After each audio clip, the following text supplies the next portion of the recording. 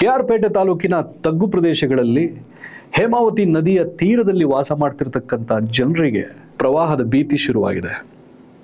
ಗೋರೂರು ಜಲಾಶಯದಿಂದ ಹೇಮಾವತಿ ನದಿಗೆ ಈಗಾಗಲೇ 90,000 ಕ್ಯೂಸೆಕ್ಸ್ ನೀರನ್ನು ಹರಿಬಿಟ್ಟಿದ್ದು, ಗದ್ದೆಹೊಸೂರು ಗ್ರಾಮ, ಮಂದಗೆರೆ, ಚಿಕ್ಕಮಂದಗೆರೆ, ಶ್ರವಣೂರು, ಕುಪ್ಪಹಳ್ಳಿ, ಬಂಡಿಹೊಳೆ ಈ ಎಲ್ಲ ಗ್ರಾಮಗಳ ಪಾತ್ರದಲ್ಲಿ ಹೇಮಾವತಿ ನದಿ ಈಗಾಗಲೇ ಅಪಾಯ ಮಟ್ಟವನ್ನು ಮೀರಿ ಹರಿತಾ ಇದೆ. ಇನ್ನು ಹೇಮಗಿರಿಯ ಶ್ರೀ ಕಲ್ಯಾಣ ವೆಂಕಟರಮಣ ಸ್ವಾಮಿ ಬೆಟ್ಟದ ತಪ್ಪಲಿನ ಪಾದದ ಬಳಿಗೂ ಕೂಡ ಹೇಮಾವತಿ ನದಿ ನೀರು ಆವರಿಸಿದ್ದು, ಮಧ್ಯಾಹ್ನದ ವೇಳೆಗೆ ಇನ್ನೂ ಕೂಡ ನದಿಗೆ 30,000 ಕ್ಯೂಸೆಕ್ಸ್ ನೀರನ್ನು ಹರಿಬಿಡುವಂತ ಸಾಧ್ಯತೆ ಇರುವುದರಿಂದಾಗಿ ನದಿ ಅಂಚಿನ ಮತ್ತು ಈ ಭಾಗದ ತಗ್ಗು ಪ್ರದೇಶಗಳಲ್ಲಿ ವಾಸಿಸ್ತಿರತಕ್ಕಂಥ ಗ್ರಾಮಸ್ಥರು ಈ ಕೂಡಲೇ ಸುರಕ್ಷಿತ ಪ್ರದೇಶಗಳಿಗೆ ತೆರಳಬೇಕು, ಅನವಶ್ಯಕವಾಗಿ ನದಿಗೆ ಇಳಿಬಾರದು, ನದಿ ಅಂಚಿನ ಭಾಗಕ್ಕೆ ಹೋಗಬಾರದು ಅನ್ನುವಂಥ ಒಂದು ವಿಚಾರವನ್ನ ಅಲ್ಲಿನ ಕಾರ್ಯಪಾಲಕ ಇಂಜಿನಿಯರ್ ಆನಂದ್ರವರು ಗ್ರಾಮಸ್ಥರಲ್ಲಿ ತಿಳಿ ಹೇಳಿದ್ದಾರೆ.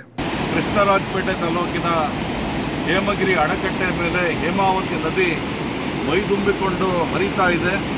ಗೊರೂರು ಜಲಾಶಯದಿಂದ 90,000 ಕ್ಯೂಸೆಕ್ಸ್ ನೀರನ್ನು ಹೇಮಾವತಿ ನದಿಗೆ ಹರಿಯಬಿಟ್ಟಿರುವುದರಿಂದ ಹೇಮಾವತಿ ನದಿ ಅಪಾಯ ಮಟ್ಟವನ್ನು ಮೀರಿ ಹರಿತಾ ಇದೆ. ಹಾಗಾಗಿ ಸಾರ್ವಜನಿಕರು ನದಿ ಪಾತ್ರಕ್ಕೆ ಹೋಗೋದಾಗಲಿ, ದನಕರುಗಳನ್ನು ತುಳಿಯೋದಕ್ಕೆ ನದಿಗೆ ಇಳಿಯೋದಾಗಲಿ ದಯಮಾಡಿ ಮಾಡಬೇಡಿ ಅಂತ ಅಂದ್ಬಿಟ್ಟು ನಾನು ಇಲಾಖೆ ಪರವಾಗಿ ಮನವಿ ಮಾಡ್ತಾ ಇದ್ದೇನೆ.